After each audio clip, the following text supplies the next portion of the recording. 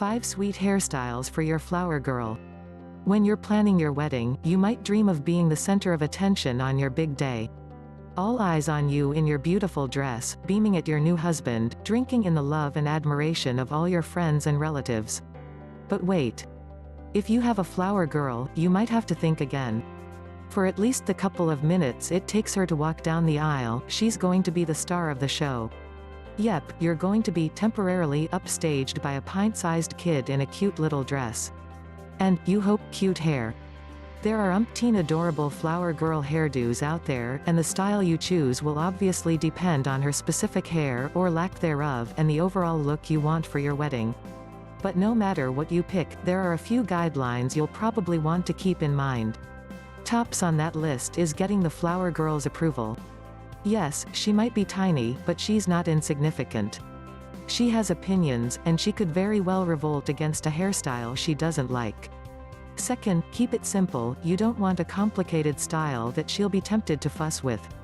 If she could potentially topple a hairstyle by getting fidgety and pulling out a pin, it's probably not a good idea. The "keep it simple" mantra will also help you avoid the pageant queen look, which is a very real threat when you're dealing with a preschooler and wedding hair. The best way to sidestep this obstacle is to be very specific about what you want. If you give a vague description to an overzealous hairstylist, you could end up with a helmet-headed Little Miss Peach Blossom on your hands. In the end, remember that everyone is still guaranteed to ooh and ah over the flower girl, no matter what her hair looks like. But here are 5 ideas for beautiful styles that will keep everyone happy. 5. Tiara. Depending on your own personal style and how formal your wedding is, you might not want a blinged-out flower girl. It could veer uncomfortably close to pageant queen territory. But you could easily find a subtle, sparkly hairpiece, more like a headband than a crown, that wouldn't be too over the top. You'd win her heart forever if you presented her with her very own tiara, and she might not even need an official hairdo. 4. Ribbon braids. Another style with the instant cuteness factor, Heidi braids.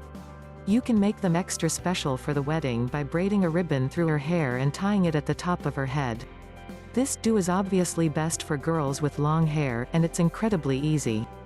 Best of all, it's basically foolproof. If you double knot the bow, she can't yank it out. 3. Knotted headband. This is a nifty twist on the braid headband, which has been a hot hairstyle lately, for women and girls alike. It looks super complicated, but it's simple to get down pat with a little practice. It's just a chain of square knots. It's so beautiful and eye-catching on its own that you don't even need ribbons, bows, barrettes or flowers to adorn it. 2. Rapunzel braid. Any flower girl who's seen the Disney movie Tangled will jump at the chance to have her hair braided and woven with flowers, just like Rapunzel. Ask your florist to set aside some extra wedding flowers and have the stylist secure them into a long braid. Of course, her hair doesn't need to be floor-length like Rapunzel's, but this obviously isn't a style for a little one with a short bob. 1. Flower wreath. You can't go wrong with a classic. Generations of flower girls have walked down the aisle in flower wreaths, so there's no need to reinvent the wheel here. It passes the simple test with flying colors, and it's a great look for toddlers who don't have much hair.